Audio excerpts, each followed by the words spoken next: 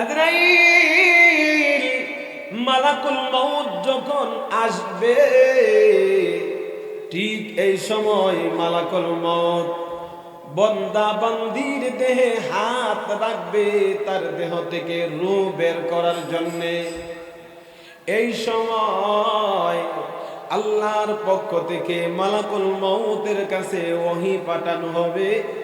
আউহাল্লাহু ইলা মালাকিল মউত ইয়া মালাকাল মউতি আকরিউহু মিন্নি আসসালাম।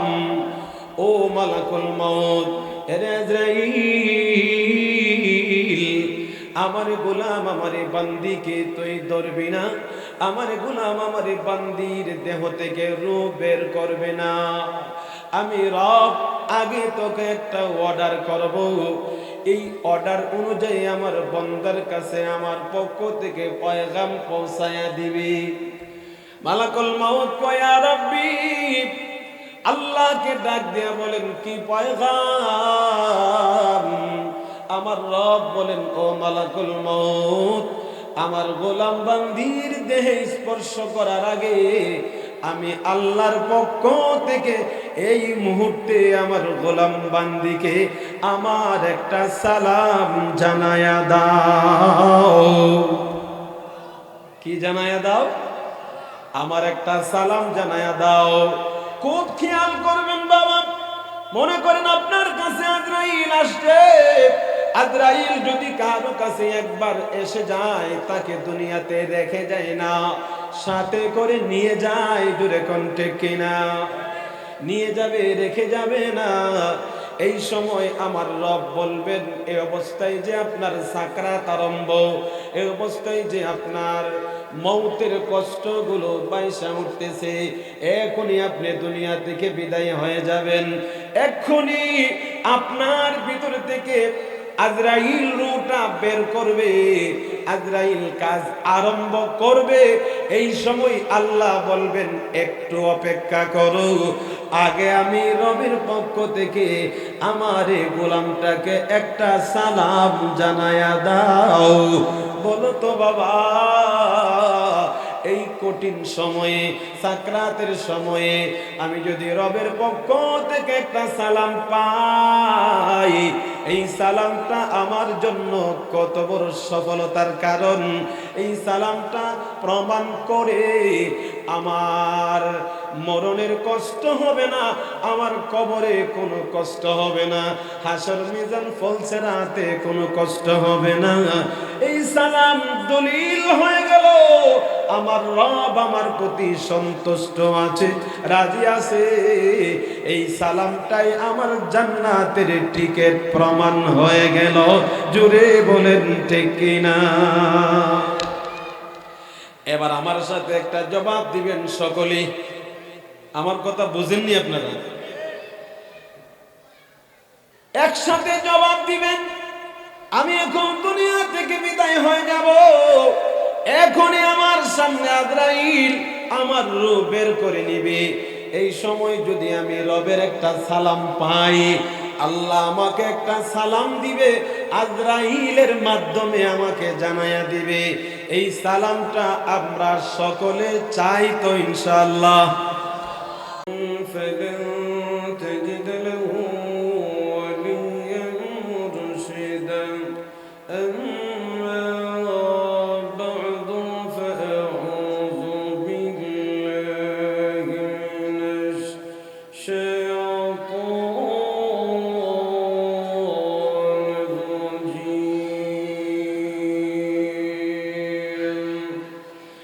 بسم الله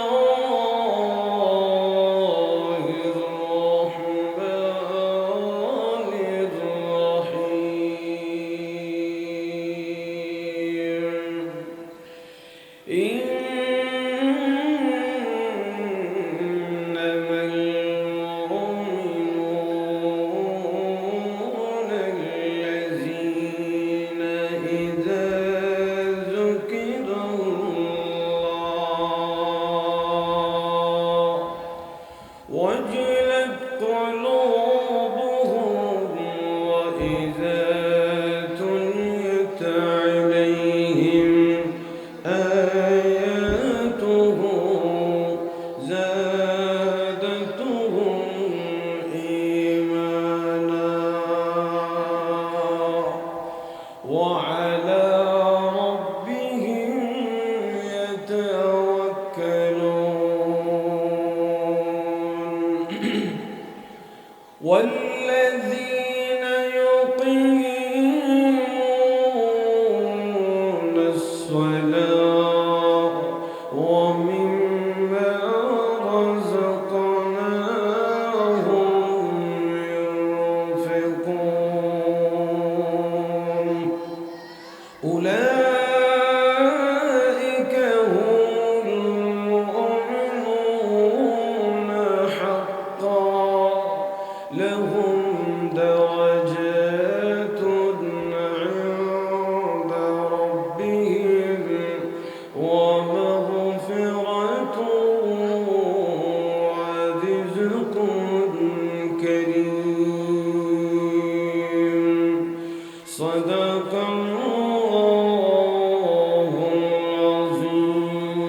العظيم وأن ابن مسعود رضي الله تعالى عنه قال قال رسول الله صلى الله عليه وسلم إذا أراد الله قبض روح المؤمن أوحاه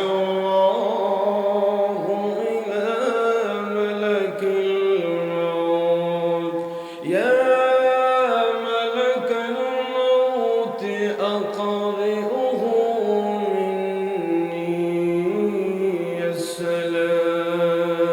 السلام فإذا جاء ملك الموت لقبض روحه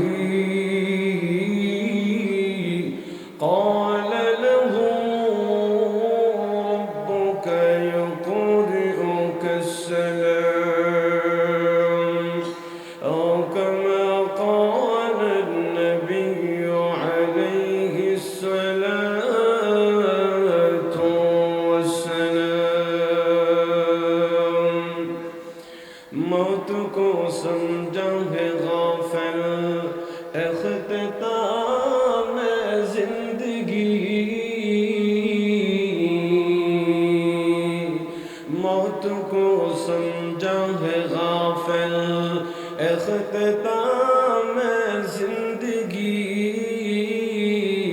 दर हकीकत मौत तेरे इब्तिदाए जिंदगी यहाँ हम सब मुसाफिर हो वही आखिर ठिकाना कोई आगे रवाना है कोई पीछे रवाना मुसाफिर हर कुजा बाशद वतन रायाद मीदारद बुलबुल दर कफस बाशद चमन रायाद मीदारद ये चमन सहरा भी होगा ये खबर बुलबुल को दो ताकि अपने जिंदगी को सोच कर कुर्ब करे सल्लल्लाहु अलैहि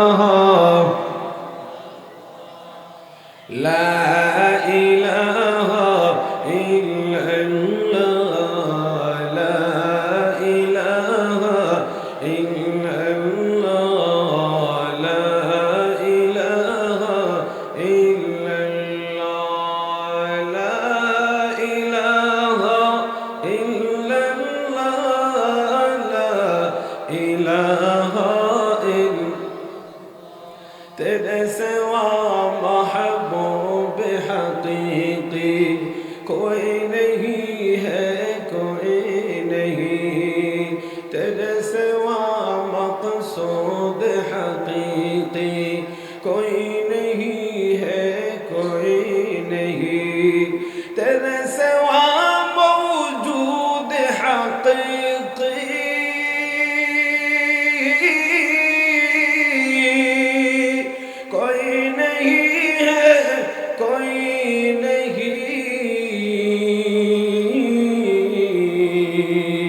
अब तरा है बस तादम आखिर, अब तरा है बस तादम आखिर। बिरद ज़बाए मेरे इलाहा ला इलाहा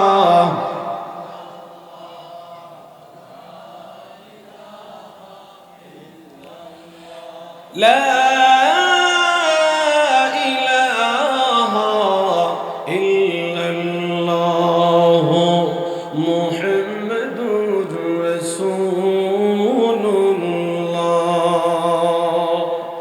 একসাথে সকলে দরদ মোহাব্বতের সাথে পড়ি সাল্লাল্লাহু আলাইহি ওয়াসাল্লাম।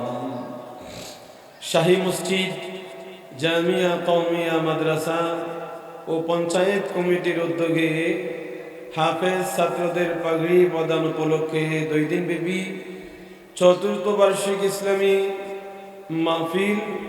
আজকের ইসলামী মাহফিলের মোহতারাম সম্মানিত সভাপতি, আপনাদের শাহী মসজিদ পঞ্চায়েত কমিটি ও অত্র মাদ্রাসার মোহতারাম সভাপতি, সাবেক কাউন্সিলর 21 নং ওয়ার্ড নাসির আলহাজ আব্দুল হান্নান সরকার সাহেব হাফিজাহুল্লাহ, আজকে যিনি প্রধান অতিথি জনাব আবুল কাউসার আশা হাফিজাহুল্লাহ, যুগ্ম আহ্বায়ক নারায়ণগঞ্জ মহানগর বিএনপি ও সাবেক কাউন্সিলর 23 নং ওয়ার্ড, সম্মানিত বিশেষ অতিথিবৃন্দ, আমার সম্মুখপানে সমবেত আমার মুরব্বী বাবারা, যুবক ভাইয়েরা, পর্দার আড়ালে অবস্থানরত অত্যন্ত শ্রদ্ধেয় অবলা সরলা মা ও বোনেরা, আল্লাহ পাকের দরবারে লাখো কোটি শুকর আর সুজুদ যে রব্বুল আলামিন আমাদেরকে দয়া করে, মায়া করে, মহব্বত করে আজকের এই শাহী মসজিদ জামিয়া কওমিয়া মাদ্রাসার উদ্যোগে আয়োজিত ইসলামী মাহফিলে আসার বসার তৌফিক আল্লাহ আমাকে আপনাকে দান করেছেন।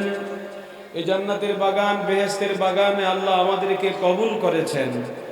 এই জন্য দিল থেকে, অন্তর থেকে আল্লাহকে রাজি আর খুশি করার জন্যে সকলেই দিল খুলে কলিজার ভিতর থেকে জিহ্বাটা নাড়া দিয়ে আওয়াজ উঁচু করে একসাথে পড়ি সকলেই কালিমাতুশ শুকর আলহামদুলিল্লাহ।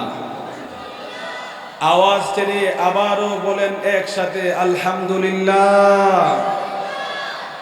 মোহতারাম হাজিরিন, আমি আপনাদের সম্মুখে কোরআনুল কারীম থেকে সূরাতুল আনফালের শুরু থেকে কয়েকটি আয়াতে কারিমা সহ আমার দয়ার নবী, মায়ার নবী হযরতে মুহাম্মদুর রাসূলুল্লাহ সাল্লাল্লাহু আলাইহি ওয়াসাল্লামের অপরন্ত হাদিসের ভান্ডার সমূহ থেকে একটি ছোট্ট হাদিস তিলাওয়াত করেছি। আয়াত ও হাদিসকে সামনে রেখে মুনাসাবাত কায়েম করে অল্প কিছু আলোচনা করার চেষ্টা করব ইনশাআল্লাহ। উক্ত আলোচনার ভিতরে আমলি যে কথাগুলো আসবে, আমাকে সহ আপনাদের সকলকে আমল করার তৌফিক দান করেন, বলেন আল্লাহুম্মা আমিন।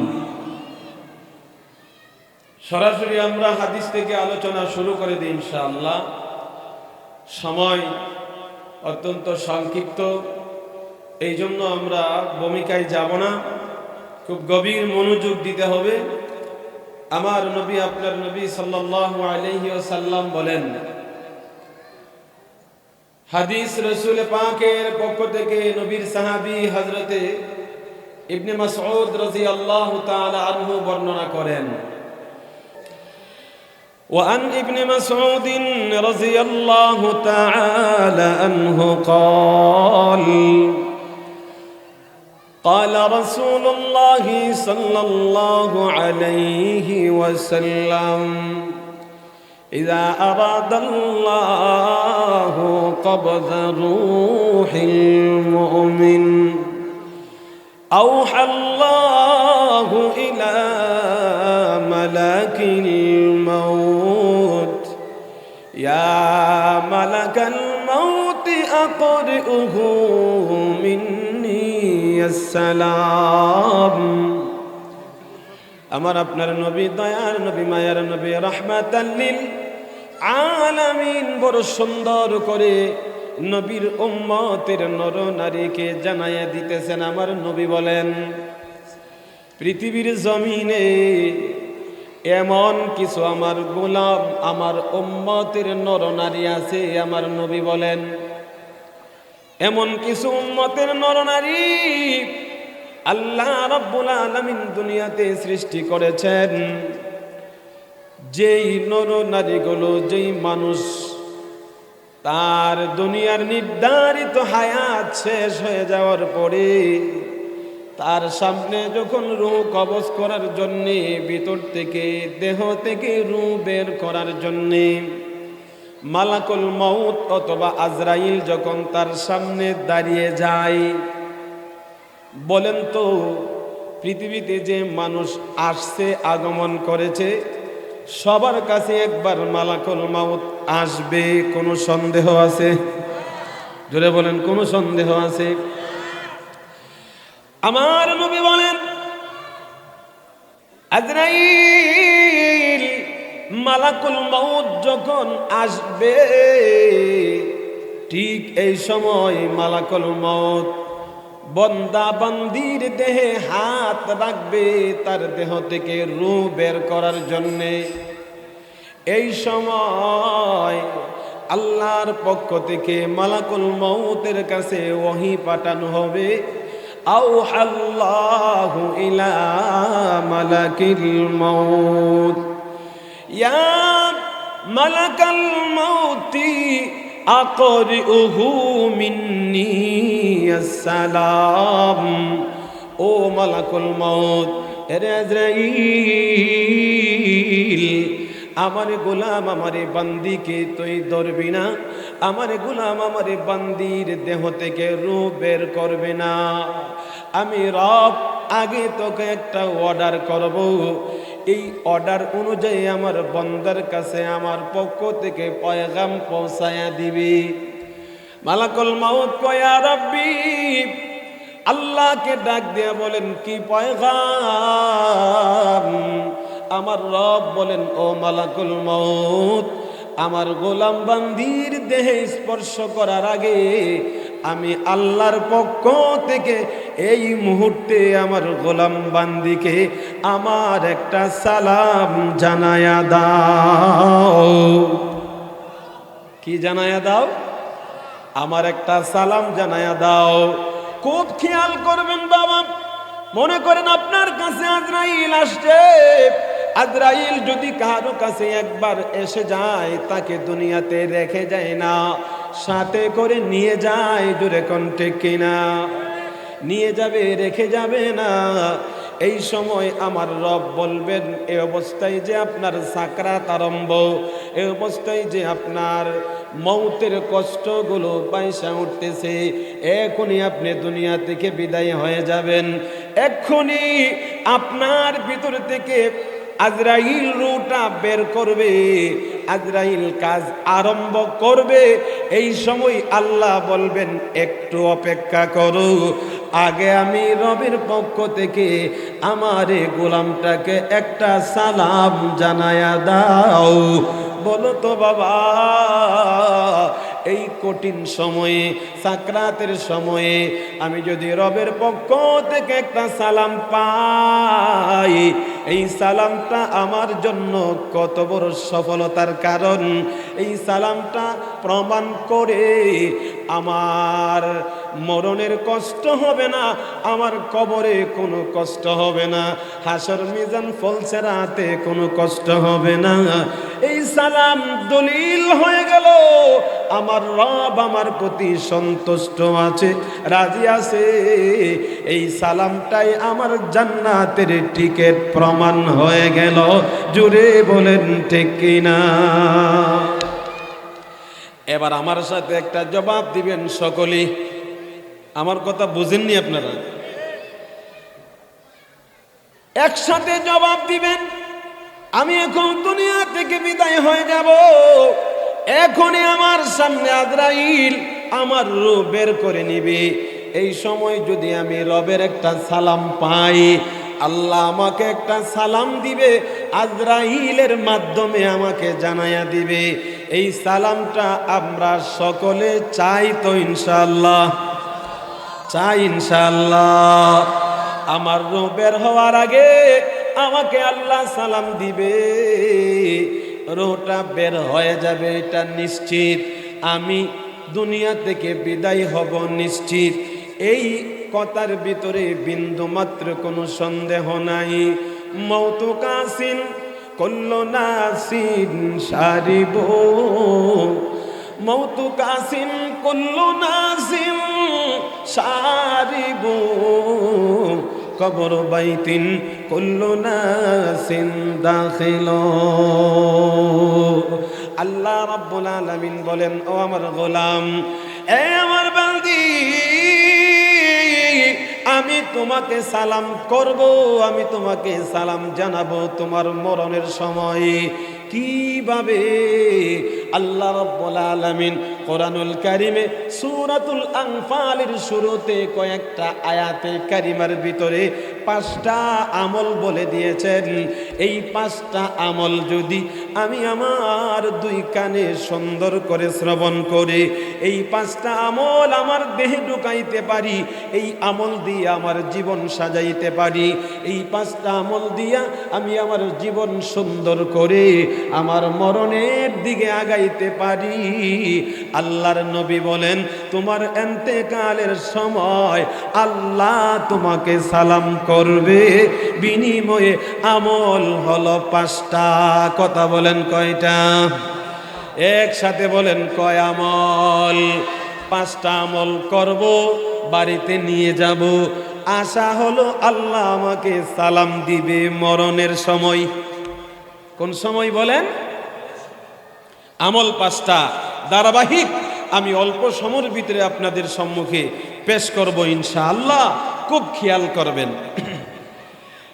1 নম্বরে আল্লাহ রাব্বুল আলামিন বলেন, ইন্নামাল মুমিনুনাল্লাযীনা ইযা যুকিরাল্লাহ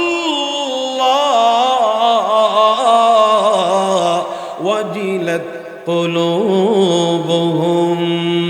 এই হলো প্রথম আয়াতের ভিতরে 1 নাম্বার আমল।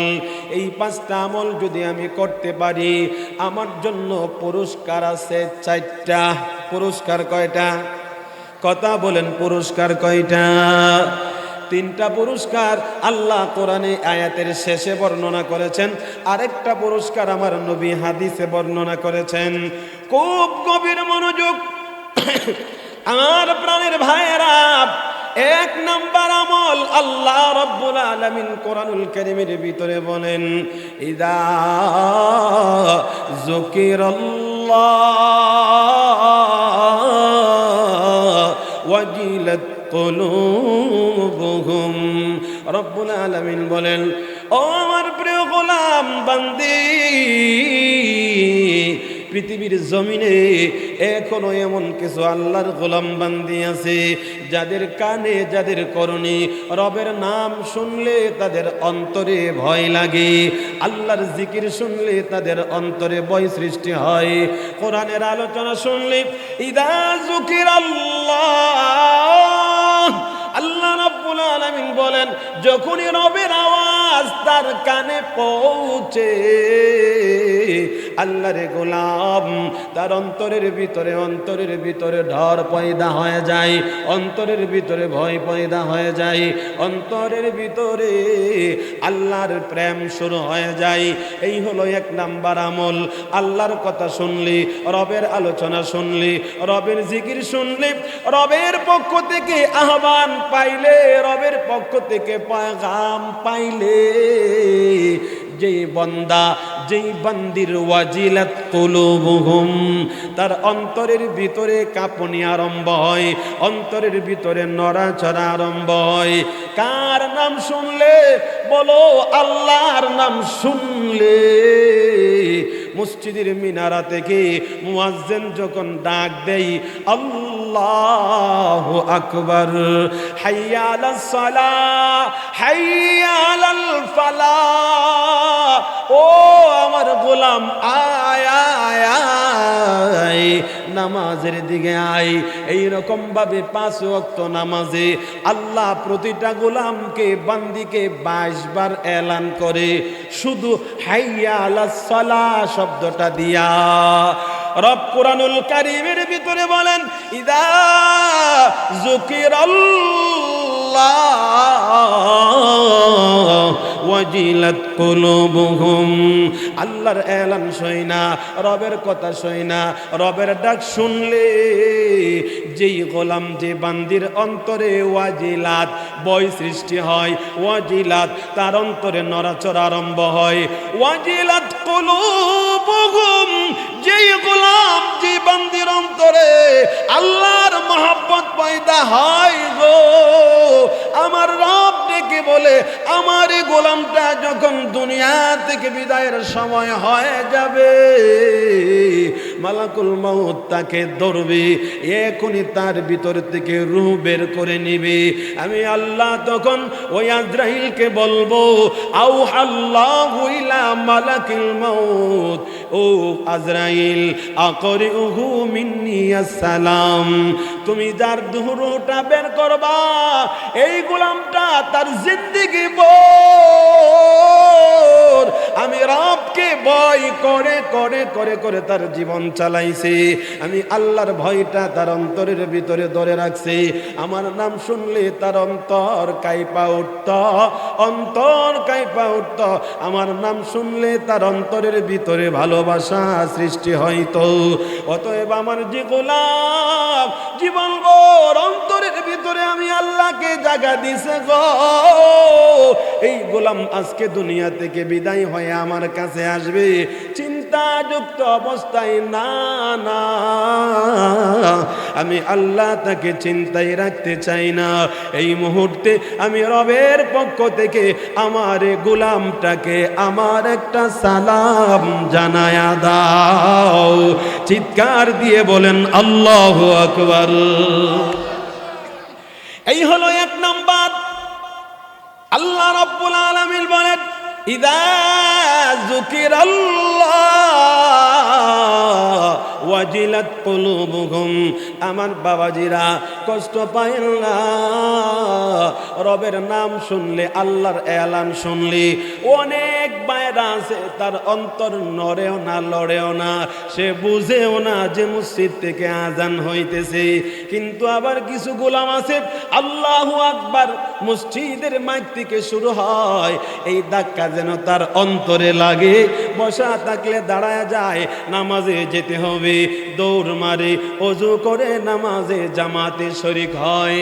রব তো ওই গোলামকে বলে আগাও, সামনে তোমার কোনো ভয় নাই, আল্লাহ তাখাফু ওয়ালা তাহজানু ওয়া আবশিরু বিল জান্নাহ। আল্লাহ রাব্বুল আলামিন এই গ্রুপটাকে 1 নাম্বার কাতারে রাখছে। যেই মানুষটা তার সারা জিন্দেগি অন্তরে আল্লাহর ভয় নিয়ে চলবে, ওই গোলামটাকে আল্লাহ মরণের সময় সালাম দিবে। একবার বলেন সুবহানাল্লাহ। আসুন 2 নম্বরে যাই। আমল কয়টা বলছিলাম, বলেন কয়টা? 5টা। 1 নম্বর দল যায় যেই আল্লাহর এলান শুনলে, আল্লাহর কথা শুনলে, রবের জিকির শুনলে যার অন্তর পাগল হয়ে যায়, যে অন্তর ভয়ে ভীত হয়ে যায়। 2 নম্বরে আল্লাহ বলেন ওয়াইদা তুলিয়াত আলাইহিম আয়াতুহু যাদাতুহুম ঈমানা। 2 নম্বরে আল্লাহ রাব্বুল আলামিন বলেন আমার ওই গোলাম, আমার ওই বান্দি আমি রবের কাছে প্রিয়, আমি ওই গোলাম ওই বান্দিকে মরণের সময় সালাম জানাবো।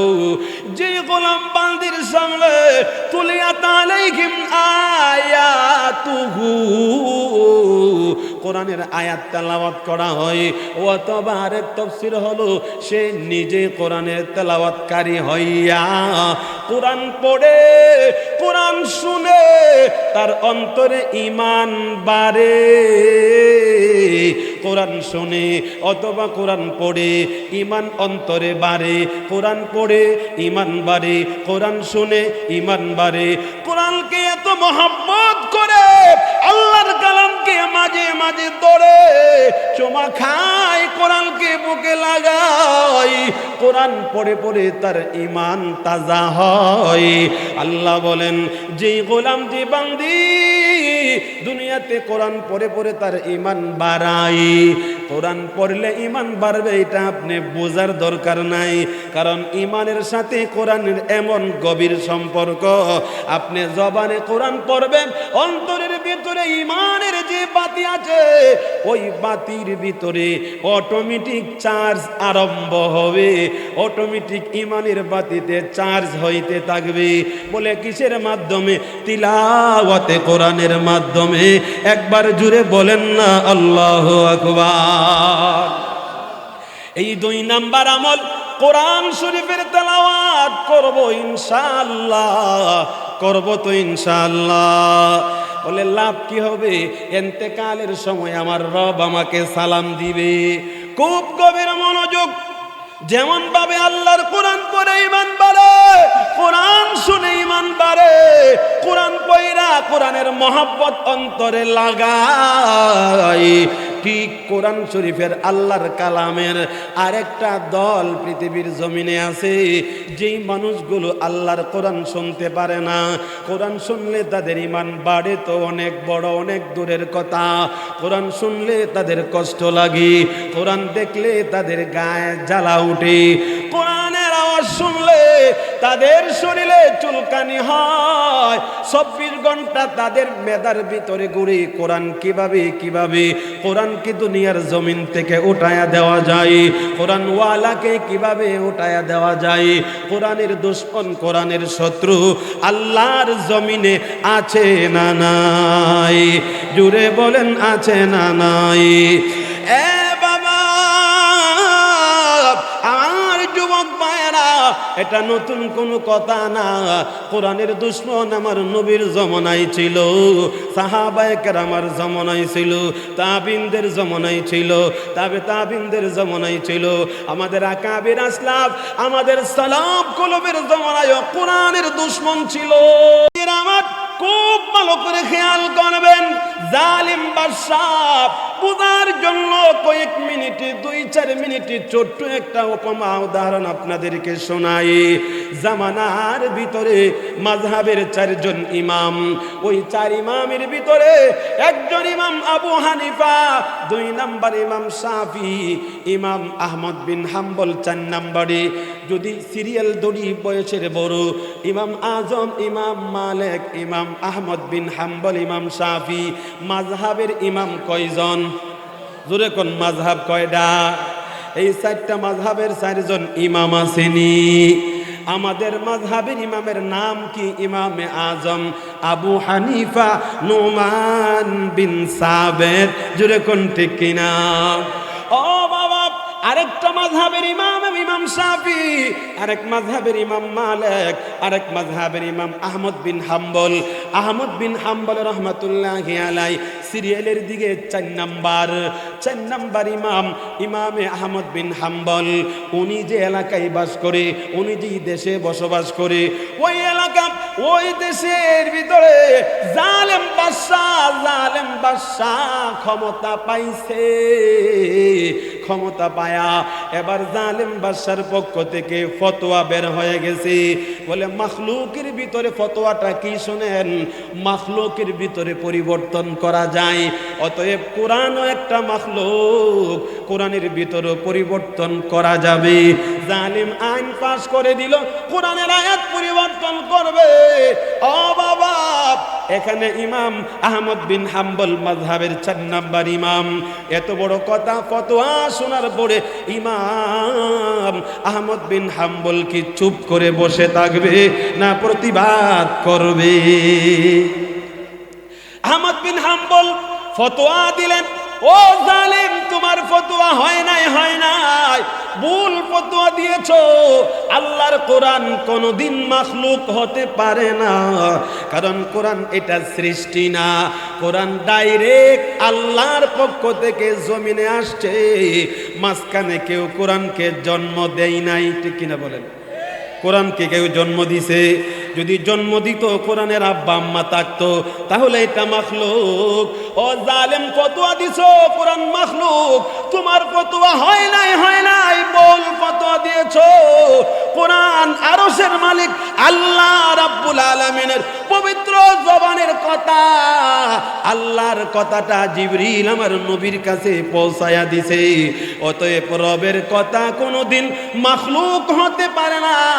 কোরআন গায়রে মাখলুক, কোরআন পরিবর্তন করতে পারবে না। তোমার ফতোয়া ভুল, এই ফতোয়া দিতে দেরি হয়। জালিম বাদশার পক্ষ থেকে ইমাম আহমদ বিন হাম্বল রাহমাতুল্লাহি আলাইহিকে কারাবন্দী করে নেওয়া হলো, জেলখানার ভিতরে আবদ্ধ করে দেওয়া হলো। আমার মুসলমান বাবাজিরা, কোরআনের পক্ষে যদি আমি কথা বলি, আর এই জন্য যদি আমাকে দুনিয়াতে বেইজ্জতি হতে হয়, আমাকে কষ্ট স্বীকার করতে হয়, কোরআনের জন্য যদি দুনিয়ার জমিনে আমার কষ্ট স্বীকার করতে হয়, জেলে যেতে হয়, কোরআনের জন্য অপমান সহ্য করতে হয়, কোরআনের জন্য যদি জীবনও দিতে হয়, ও বাবা, আমি কোরআনের সামান্য খাদেম হিসাবে আল্লাহর কোরআনকে আল্লাহর জমিনে রাখার জন্য এতটুকু কষ্ট করতে রাজি আছি কিনা? খুব ভালো করে বুঝবেন। আহমদ বিন হাম্বল রাহমাতুল্লাহি আলাইহি বলল, না, আল্লাহর কোরআন মাখলুক না, গায়রে মাখলুক, অতএব কোরআন পরিবর্তন করা যাবে না। সাথে সাথে হ্যান্ডকাপ লাগায়া দিল। আহমদ বিন হাম্বলকে জেলখানার ভিতরে বন্দি কইরা প্রতিদিন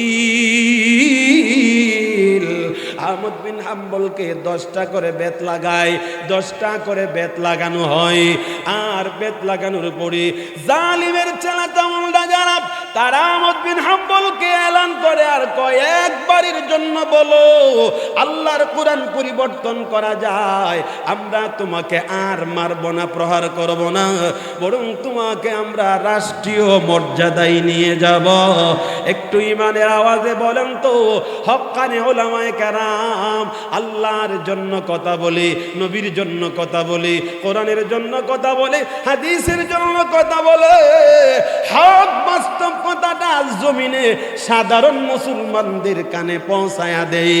এটা একমাত্র আল্লাহকে রাজি খুশি করার জন্য, ক্ষমতা পাওয়ার জন্য না। জোরে বলেন ঠিক কিনা? ইমামকে লোভ দেখাইছে, শুধু তোমার জন্য কোরআন পরিবর্তন করা যাইতেছে না, 10টা বেত লাগায়া আহমদ বিন হাম্বলকে বলে, একবারের জন্য বলো রাষ্ট্রীয় মর্যাদায় তোমাকে নিয়ে যাব। আহমদ বিন হাম্বল কয়, না। পরের দিন আবার 10টা বেত লাগায়। এইরকম ভাবে প্রতিদিন আহমদ বিন হাম্বলকে 10টা বেত লাগানো হয়। হইতে হইতে আহমদ বিন হাম্বল একেবারে জীর্ণ শীর্ণ হয়ে গেছে। খাবারের কষ্ট তো আছেই। একদিন আহমদ বিন হাম্বলকে দইরা কয়, বলো কোরআন পরিবর্তন করা যায়? 10টা বেত লাগানোর পরে আহমদ বিন হাম্বল কথা বলতে পারে না, আস্তে করে জবান নাড়াইতে পারে। কান লাগায় কয়, শোনায়া দাও কোরআন পরিবর্তন হয়। আহমদ বিন হাম্বল বলে, ও জালেম, জালেমের ছেলে চামুন্ডা শোনো, আমি আহমদ বিন হাম্বল যতদিন আল্লাহর জমিনে বেঁচে থাকবো আর 2 ঠোঁটের মাঝখানে যতক্ষণ পর্যন্ত আমার জিহ্বা নড়বে, কথা আসবে, ততক্ষণ পর্যন্ত আমি আহমদ বিন হাম্বল বলে যাব আমার আল্লাহর কোরআনের ভিতরে 30 পারা আছে। আমি আল্লাহর যে কালাম পড়ি ওই কোরআনের ভিতরে 114টা সূরা আছে। শুনিয়া রাখো, কোরআনের 114 সূরার ভিতরে একটা সূরা পরিবর্তন করবা, আমি আহমদ বিন হাম্বল দুনিয়াতে প্রাণ নিয়ে বেঁচে থাকবো।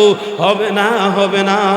ও ভালো করে শোনো, কোরআনের একটা আয়াত পরিবর্তন করবা না, কোরআনের একটা শব্দ পরিবর্তন করবা না, কোরআনের একটা অক্ষর পরিবর্তন করবা না। না, কোরআনের অক্ষরের ওপরে নিচে জের জবর পেশ জজম আছে, একটা জবরদের পরিবর্তন করবা, দেওয়া হবে না।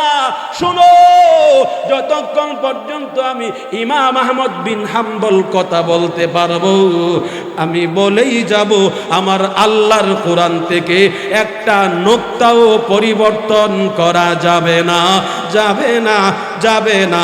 ইমানি আওয়াজে বলেন তো ঠিক কিনা? মুসলমান বাবাজিরা, এবার জালিম বাদশার কাছে খবর দেওয়া হলো, ইমাম তো তার বক্তব্য থেকে লড়ে না। বাদশা জালিম এবার ডাক দিয়া কয়, তাহলে তেজ কমায়া দাও আর শাস্তি পাল্টায়া দাও। এবার দেখা যায় 2 নাম্বার শাস্তি আরম্ভ হয়ে গেছে। জল্লাদকে নিযুক্ত করলো, জুতার ভিতরে লোহা লাগায়া ওই লোহা যুক্ত জুতা দিয়া ইমাম আহমদ বিন হাম্বলের মাথায় আঘাত করা আরম্ভ করেছে। এমন ভাবে আঘাত করা আরম্ভ করেছে, আহমদ বিন হাম্বল আর কথা বলতে পারে না, বেহুশ হয়ে যায়। তারাই আবার আহমদ বিন হাম্বলকে হুঁশে নিয়ে আসলো। আবার একই প্রস্তাব, বলো কোরআন পরিবর্তন হয়? আহমদ বিন হাম্বল বলে, না না, আল্লাহর কোরআন পরিবর্তন হয় নাই, হবে না, কেউ করতে পারবে না। জল্লাদেরা কই, তাহলে তোমাকে প্রাণে মেরে ফেলা হবে। ইমাম আহমদ বিন হাম্বল বলে, শুনো ও বাবা, এতক্ষণ আহমদ বিন হাম্বল কথা বলতে পারে না, বেহুশ, কিন্তু যখনই বলল কোরআন পরিবর্তন করে ফেলব, এবার আহমদ বিন হাম্বল এত জোরে হুঙ্কার দিলেন, এত জোরে হুঙ্কার, শরীরের ভিতরে শক্তি নাই, দেহে জীর্ণ শীর্ণ অবস্থা, শরীর রক্তাক্ত অবস্থায়, বেহুশ অবস্থায় হুঙ্কার দিল। ও বাবা, এটা আওয়াজ বের হইল কোন জায়গার আওয়াজ? এটা ইমামের দেহের আওয়াজ না, এটা ইমামের জিহ্বা দিয়া বের হইছে, কিন্তু অন্তরের ইমানের শক্তির আওয়াজ, আল্লাহর পক্ষ থেকে ইমানের তেজ, ইমানের আওয়াজ। জুড়ে বলেন ঠিক কিনা? ইমাম ডাক দেয়া কয়, আমাকে মরণের বই দেখাও। শুনো, আমি আহমদ বিন হাম্বলকে যদি আল্লাহ রব্বুল আলামিন 100টা জীবন দিত আর প্রতিটা জীবনের শেষ মুহূর্তে আল্লাহর কোরআনের এই প্রস্তাব আসতো যে কোরআন শেষ করব, তোমাকে শেষ করে দিব যদি কোরআন পরিবর্তন হয়, এই কথা যদি না মানো, ও জল্লাদেরা শোনো, আমি ইমাম দাঁড়ায়া বলতাম, আমি আল্লাহর কোরআনের জন্য আমার 100 প্রাণ দিতে রাজি আছি। এরপরেও আল্লাহর জমিন থেকে আল্লাহর কোরআনের একটা নোক্তা পরিবর্তন হবে, আমি আহমদ বিন হাম্বল থাকতে কোরআনের একটা নোক্তা পরিবর্তন হতে পারবে না। জোরে আওয়াজে বলেন ঠিক কিনা? মুসলমান বাবাজিরা শোনো, কিন্তু ওই আহমদ বিন হাম্বলেরই উত্তরসূরি, আমরাও কিন্তু কোরআনের সৈনিক, কোরআনের খাদেম। আহমদ বিন হাম্বলের সামনে থেকে জালিম কোরআন পরিবর্তন করতে চাইছে, উনি প্রতিবাদ করেছে, ও বাবা, আমার পাশের রাষ্ট্র থেকে বারবার আওয়াজ আসে কোরআন থেকে জিহাদের আয়াতগুলো বাদ দেওয়া হোক, পরিবর্তন করা হোক। বলো এই দুশমন, এই বেঈমান, এই জালেমদের বিপক্ষে কে লড়বে? এখন তো আহমদ বিন হাম্বল ইমাম নাই, এখন তো ইমাম শাফি নাই, ইমাম আজম আবু হানিফা জমানাই নাই। আল্লাহ রাব্বুল আলামিন বলেন কোরআন আমি কিয়ামত পর্যন্ত হেফাজত করব। তবে কোরআনের সৈনিক জমিনে আমাকে আপনাকেই আল্লাহ বানাবে, আমার আপনার মাধ্যমে আল্লাহ কোরআন হেফাজত করবে।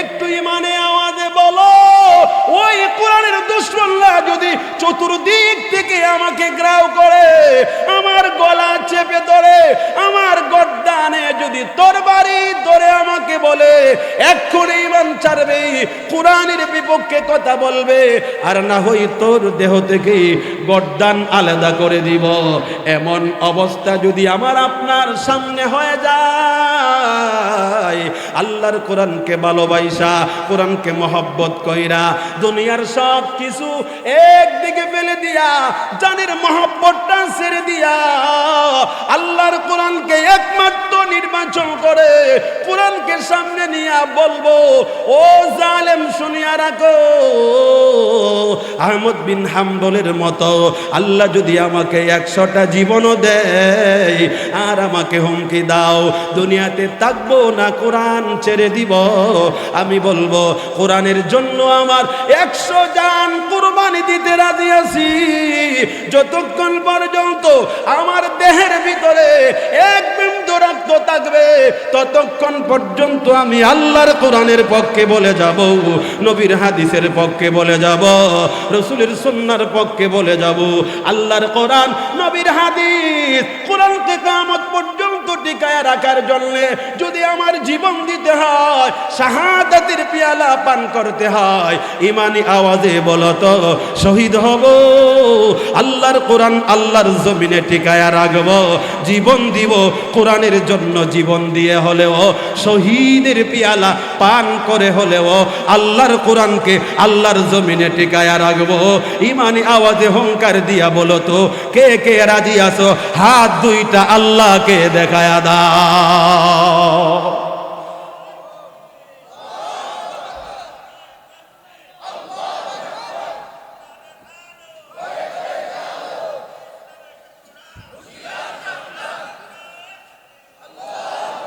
মুসলমান বাবাজিরা আমার, আল্লাহ রাব্বুল আলামিন বলেন 2 নাম্বার আমল, ওয়া ইযা তুলিয়াত আলাইহিম আয়াতুহু যাদাতুহুম ঈমানা। এমন কিছু গোলাম আছে আল্লাহর জমিনে, যে গোলাম কোরআন পড়ে তার অন্তরে ঈমান বাড়ে, কোরআন পড়ে ঈমান বাড়ে। কোরআনের আয়াত পরিবর্তন করব, কোরআনের একটা আয়াত না, কোরআনের একটা নোক্তাকে যারা অস্বীকার করে সাথে সাথে কাফের হয়ে যায়। জোরে কোন ঠিক কিনা? আরে জোরে বলো ঠিক কিনা? খুব ভালো করে খেয়াল করবেন, আমরা ফতোয়া দেয় আল্লাহর কোরআনে আসছে কাদিয়ানীরা আমার নবীকে শেষ নবী মানে না, এই জন্য কাদিয়ানীরা কাফের। জুরে কোন ঠিক কিনা? পরের কথাটা ভালো করে বুঝবেন। আল্লাহ বলেন, মা কানা মুহাম্মাদুন আবা আহাদিম মির রিজালিকুম ওয়ালাকিন রাসূলুল্লাহ ওয়া খাতামান নাবিয়্যিন। আল্লাহ আমার নবীর পরিচয় দেয় মুহাম্মদ, বালেগ কোন পুরুষের পিতা না। মুহাম্মদকে আমি আল্লাহ নবী বানাইছি, মুহাম্মদকে আমি আল্লাহ রসুল বানাইছি। আর সর্বশেষ আল্লাহ বলেন নবী রসুল বানাইছি 1 বছরের জন্য না, এককালীন সময়ের জন্য না, কিছু নির্ধারিত সময়ের জন্য না, না, মুহাম্মদকে আখিরি নবী বানায়া খতমে নবুয়তের শিল মোহর দিয়া ইসরাফিলের বাঁশি যতক্ষণ বাজবে না, কিয়ামত যতক্ষণ সংগঠিত হবে না ততক্ষণ পর্যন্ত সময়ের জন্য আমি আল্লাহ মুহাম্মদকে আমার নবী হিসাবে বানায়া পাঠাইছি। জুড়ে বলেন ঠিক কিনা? আমরা সবাই মানি আমার নবীর একটা শান মান ও ইজ্জতের নাম হলো খাতামুন নাবিয়্যিন। আল্লাহর কোরআনে প্রমাণ, জুড়ে কোন ঠিক কিনা? কিন্তু কাদিয়ানীরা মানে না, তারা কয় আমরা সব মানি কিন্তু শেষ নবী মানতে পারি না। আমাদের একজন নবী আছে গোলাম আহমদ কাদিয়ানী। বলেন তো কোরআনের এই অংশ তারা অস্বীকার করার কারণে কোরআনে ফতোয়া দিয়েছে এই কাদিয়ানীরা আর মুমিন থাকতে পারে নাই, মুসলমান থাকতে পারে নাই, কাফের হয়ে গেছে। জুড়ে বলেন ঠিক কিনা? তুমি আর আমি নবীর উম্মত। ও বাবা, ও নবীর উম্মত, খুব ভালো করে খেয়াল করো। এখনই সুযোগ, এখনই সময়। যদি এখনই তুমি তোমার নবীর ইজ্জতকে প্রতিষ্ঠিত করতে না পারো, আর কোন সময় পারবা বলা যায় না। পৃথিবীর অনেকগুলো রাষ্ট্র থেকে কাদিয়ানীদেরকে কাফের ঘোষণা দেওয়া হয়ে গেছে, ফতোয়া দেওয়া হয়ে গেছে। কিন্তু আমি যে দেশে থাকি, আমার দেশের নাম বাংলাদেশ। ওই বাংলাদেশে আমি মুসলমান, আপনি মুসলমান। সংখ্যায় হিসাব করলে 92%। ওই 92% বাংলাদেশের জমিনে পাকিস্তানের মতো, আফগানিস্তানের মতো কাদিয়ানীদেরকে রাষ্ট্রীয়ভাবে কাফের ঘোষণা করতে হবে, করতেই হবে, করতেই হবে। এখনই সুযোগ, এখনই সময়। জোরে বলো ঠিক কিনা? এ নবীর উম্মত শোনো, তুমি যদি বলো সময় লাগবে, না না, আর সময় দিতে পারবো না। আফগানিস্তান যে এরকম ভাবে কাদিয়ানীদেরকে কাফের ঘোষণা দিয়েছে, পাকিস্তান যেমন দিয়েছে, আমার বাংলাদেশেও শতকরা আমরা 92 জন। তাহলে আমার এই বাংলাদেশে আমার নবীর ইজ্জতকে নিয়ে কাদিয়ানীর বাচ্চারা চিনিমিনি করবে, এটা আমি মুসলমান, আমি নবীর উম্মত হিসাবে দিতে পারি না। এই জন্য আওয়াজ ছেড়ে বলো, কাদিয়ানী বাংলাদেশের জমিনে থাকবে, মুসলমান না কাফের হয়া। জোরে কোন কি হয়া? একসাথে বলো কাদিয়ানী। এবার আরেকটা কথা বলবো, এই কাদিয়ানী কাফের কেন? খাতামুন নাবিয়্যিন এই কথাটা অস্বীকার করেছে, এটা কোরআনের শব্দ। ঠিক এইরকম ভাবে আরেকটা কোরআনের আয়াত আপনাদেরকে শোনায়া দেই। আমার নবীজি আল্লাহর রাসূলের চাচা আবু তালেবের কাছে বসে নবী চোখের পানি ঝেড়ে কেঁদে দিয়েছেন। চাচাকে ডাক দেয়া কয়, খুব ভালো করে এদিকে তাকান বাবাজিরা, মনোযোগ দিয়া শুনেন। আমার নবী আবু তালেব মৃত শয্যায়। আবু তালেব কি অবস্থায় বলেন? মৃত শয্যায়। আমার নবী আবু তালেবের কাছে বসে চোখের পানি ছেড়ে কাঁদে আর কয়, চাচা, ও চাচা, সারাটা জীবন আপনি আমার জন্য কত কষ্ট করছেন, আপনি আমার জন্য কত সিফটি দিয়েছেন, আমার জন্য আপনার কত বন্ধু বান্ধবের সাথে আপনার রাগ করতে হয়েছে। আবু তালেব বলছিল, আমার বাতিজার মিশন সত্য, বাতিজা যা করতেছে করবে, তোমরা বাতিজাকে একটা টোকাও দিতে পারবে না যতদিন আমি আবু তালেব বেঁচে থাকবো। এই হুঙ্কার নবীর পক্ষে আবু তালেব দিয়েছিল। জুরে কোন ঠিক কিনা? এ বাবা, এই জন্য আমার নবী কাঁদে, চাচা, আমার জন্য আপনি কত কিছু করেছেন, আমাকে কত সিফটি দিয়েছেন, চাচা গো, আমি আপনাকে অনেক কিছু বলবো না, এই যে আমার কানটা আপনার মুখের কাছে নিয়ে দিলাম, ও চাচা, একবারের জন্য আপনি আমাকে শোনায়া দেন না, লা ইলাহা ইল্লাল্লাহ। চাচা গো, এতটুকু যদি আমার কানে আপনি একবার শোনায়া দেন, আমি আপনার ভাতিজা, আমি মুহাম্মদ মোহাম্মদ আপনার সাথে ওয়াদা দিলাম হাসরের ময়দানে আমি আমার আল্লাহর কাছে আপনার জন্য শাফাত করব, সুপারিশ করে আপনাকে আমি আল্লাহর জান্নাতের মেহমান বানাইব। তারিখের ভিতরে আসছে রাসূলের এই কথায় নবীর চোখের পানি আবু তালেবের দিল নরম হইছে। কি হইছে বলেন? দিল নরম হইছে। কিন্তু বাহির থেকে আরেকটা কাফের আইসা সাথে সাথে ডাক দিল, ও আবু তালেব কি করতেছো? জীবনের অন্তিম শেষ সময়ে বাপ দাদার ধর্মটাই সোনকালি মাইরা দিতেছ। এই এলানটা শোনা মাত্র আবু তালেব আবার ফিরে গেল। কিন্তু আমার নবীর কলেজায় কষ্ট, নবী সাথে সাথে এখান থেকে ওইটা দৌড়ে গেলেন। একটু আড়ালে গিয়ে আমার নবী কাঁদে, কান্না করতে করতে করতে করতে নবীর চোখের পানি নবীজির গাল মোবারক দাড়ি মোবারক বেয়ে যায়। চাচার কষ্ট আল্লাহর নবী তখন সহ্য করতে পারছিলেন না।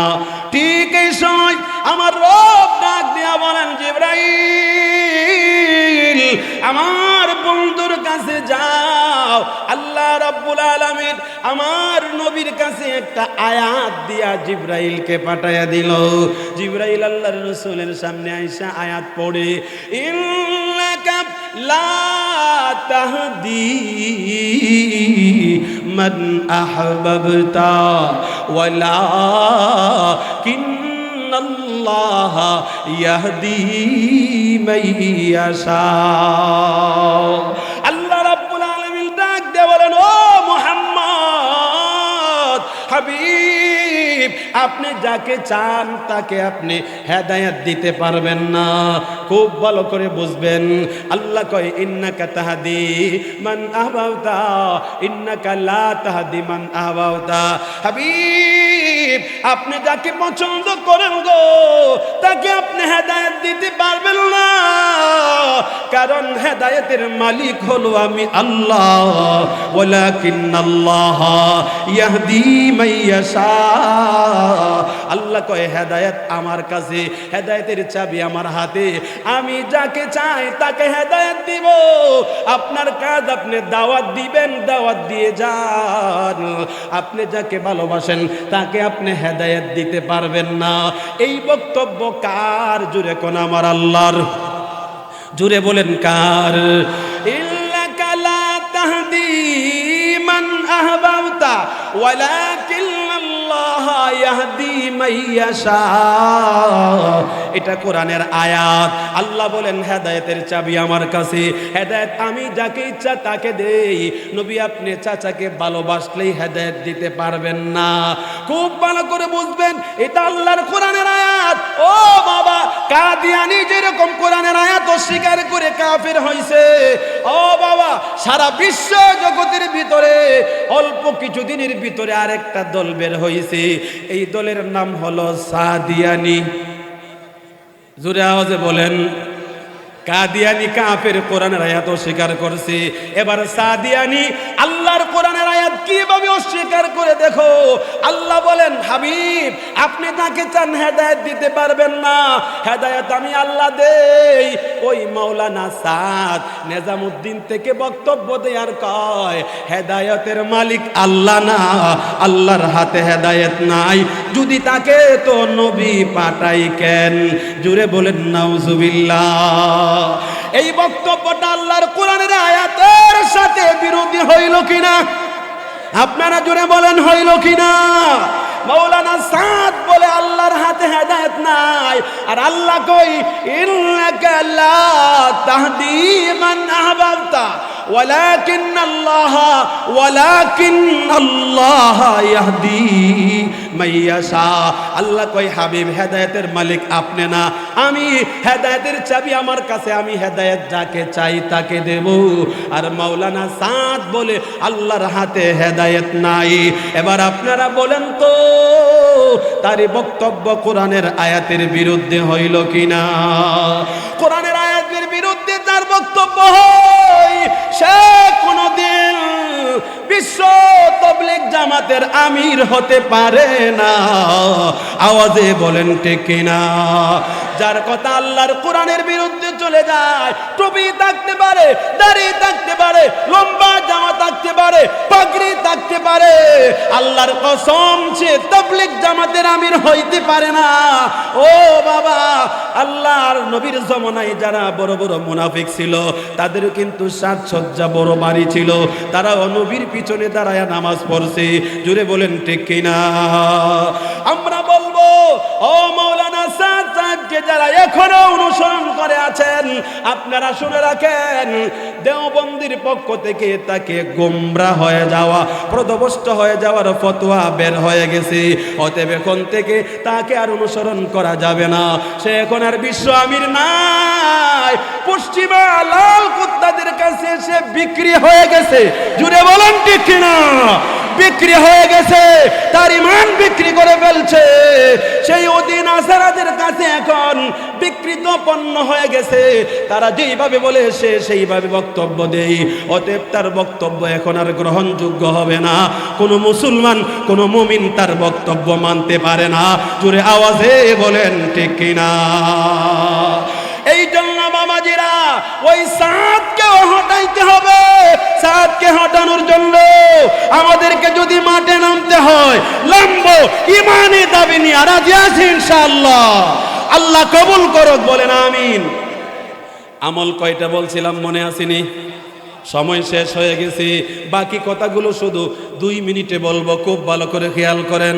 আল্লাহ রাব্বুল আলামিন বলেন, ওয়া ইযা তুলিয়াত আলাইহিম আয়াতুহু যাদাতুহুম ঈমানা। আল্লাহ রাব্বুল আলামিন বলেন, ঈমান পড়ে, কোরআন পড়ে, ঈমান বাড়ে, কোরআন শুনে ঈমান বাড়ে। এমন বান্দা বান্দি যখন মৃত্যু সজ্জায় আমার আল্লাহ কয়, ও মালাকুল মাউত আজরাইল, তুমি আমার গোলামকে হাত দিও না, তুমি আমার গোলামকে ধরিও না। আমি আল্লাহর পক্ষ থেকে তাকে আগে একটা সালাম জানায়া দাও। আকরিউহু মিন্নি আসসালাম। একবার জুড়ে বলেন আল্লাহু আকবার। 3 নাম্বার আমল খুব ভালো করে শুনবেন। আল্লাহ বলেন, ওয়া আলা রাব্বিহিম ইয়াতাওয়াক্কালুন।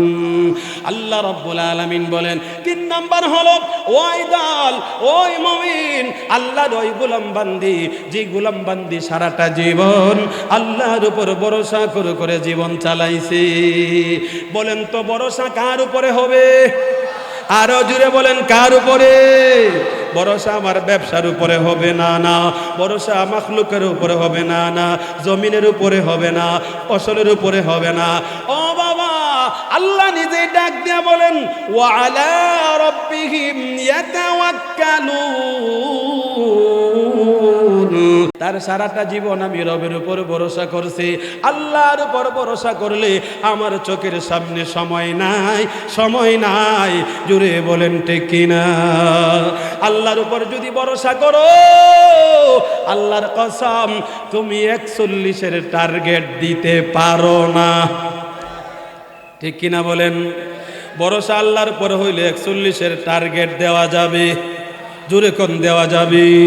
দেওয়া যাবে না, কারণ আমি তো ভরসা করি আমার আল্লাহকে। আল্লাহ রাব্বুল আলামিন বলেন, যেই গোলাম বান্দি আমি রবের উপর ভরসা করে করে মৃত্যু সজ্জায়, আল্লাহ ডাক দিয়ে কয়, ও মালাকুল মাউত, সারাটা জীবন আমার এই গোলামটা আমাকে ভরসা করছে, এখন সে দুনিয়া থেকে বিদায় হয়ে যাবে। এই সময় তার ভরসাটা ভেঙে দিব না, আমার গোলামটাকে আমি রাজি করাইতে চাই। আকরিউহু মিন্নি আসসালাম। ও আজরাইল, তাকে স্পর্শ করার আগে আগে আমি আল্লাহর একটা সালাম আমার এই গোলামকে জানায়া দাও। এই হলো 3 নাম্বার। 4 নাম্বারে আল্লাহ বলেন, ওয়াল্লাযীনা ইউকিমুনাস সালাহ। যেই লোকটা মুসল্লি হইছে, মুসল্লি হয়া যদি সে মৃত্যু সজ্জায়, আল্লাহ কয়, আজরাইল রে, কেমনে ধরবি? তার নামের আগে যে মুসল্লি আমার আল্লাহর দফতরে লেখা হয়ে গেছে। মুসল্লি লেখা হয়ে গেছে, 5 ওয়াক্ত নামাজ পড়ে মুসল্লি হয়া এখন মৃত্যুসজ্জায় দুনিয়া থেকে বিদায় হয়ে যাবে। আল্লাহ কই তার নামটা তো আমার আগে শুধু আব্দুল্লাহ না, আব্দুল্লাহর আগে মুসল্লি লেখা হয়ে গেছে। আর যে মুসল্লি দৈনিক 5 ওয়াক্ত নামাজ পড়ে পড়ে আমি আল্লাহ রাব্বুল আলামিনের কথা শুনছি, আমাকে স্মরণ করেছে, ও বাবা, ও আল্লাহ রাব্বুল আলামিন বলেন এই মুসল্লি এখন দুনিয়া থেকে বিদায় হয়ে যাবে। এই জন্যে আমি আল্লাহ জানায়া দিলাম তারে খুশি করো, আমি আল্লাহর একটা সালাম এই মুহূর্তে তাকে জানায়া দাও। এই হলো সর্বশেষ কথা। আল্লাহ রাব্বুল আলামিন বলেন ওয়া মিম্মা রাযাকনাহুম ইউনফিকুন, যে মানুষগুলো নিজের হালাল মাল থেকে এতিমকে দেয়, মিসকিনকে দেয়, বিধবাকে দেয়, গরিব অসহায়কে দেয়, মসজিদ মাদ্রাসায় দেয়, আল্লাহ বলেন যে দানটা করেছে এরা আমার মেহমান, সে আমার মেহমানকে খাওয়াইছে, অতএব আমার মেহমানের মেহমানদারি যারা করে সে এখন দুনিয়া থেকে বিদায় হবে, এমনিই তাকে আমি আনবো না। ও আজরাইল আকরিউহু মিন্নি আসসালাম, আমি রবের পক্ষ থেকে তার একটা সালাম বাজানায়া দাও। জুড়ে বলেন আল্লাহু আকবার। এই হলো 5টা আমল। কয়টা? 1 নাম্বার যারা অন্তরে আল্লাহকে জাগাতে আল্লাহর ভয়, 2 নাম্বারে যারা কোরআন পড়ে ঈমান বাড়ে, 3 নাম্বারে আল্লাহর উপর ভরসা করে, 4 নাম্বারে মুসল্লি হয় নামাজ পড়ে, 5 নাম্বারে হালাল মাল থেকে দান সদকা খায়রাত করে। এবার আল্লাহ তাআলা বলেন পুরস্কার শোনো, উলাইকা হুমুল মুমিনুনা হাক্কান।